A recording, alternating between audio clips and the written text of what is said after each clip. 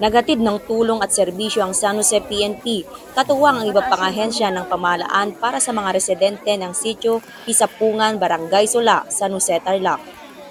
Pinangunahan ito ng San Jose Municipal Police Station at Police Community Affairs Team Tarlac kasama ang mga miyembro ng Force Multipliers gaya ng Municipal Advisory Support Group for Police Transformation and Development at Alab Sikhay Eco Eagles Club. Isang mapagpalang umaga po sa inyong lahat. Mapagpala kasi maraming pagpapala ngayon. Ayan. Yan po ay nabuo. Of course, sa pangunguna po ng ating mga PNP na sinuportahan po ng grupo ng MAG-PTD and of course ng ating mga kuya sa Eagles. It takes this group, PNP, MAG-PTD, Eagles at kayo po para po matulungan yung mga kapatiran natin dito na nangangailangan. Namahagi sila ng mga grocery packs, libreng merienda at mga tsinelas sa ating mga katutubo na nakatira sa lugar.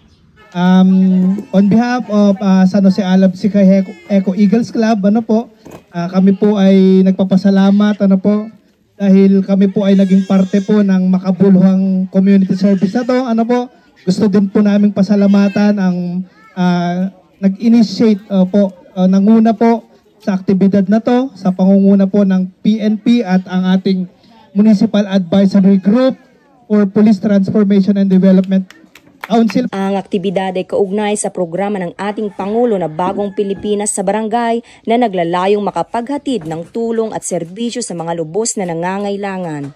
Patuloy ang Tarlac Police Provincial Office sa paghahatid ng tulong at serbisyo sa ating mga katutubo, lalo na sa mga nakatira sa liblib at malalayong lugar ng probinsya. Mula dito sa Barangay Sula, San Jose, Tarlac, ako ang inyong Police News Network Correspondent, Patrolwoman Maria Ella Garcia, alagad ng batas, tagataguyod ng balitang pulis.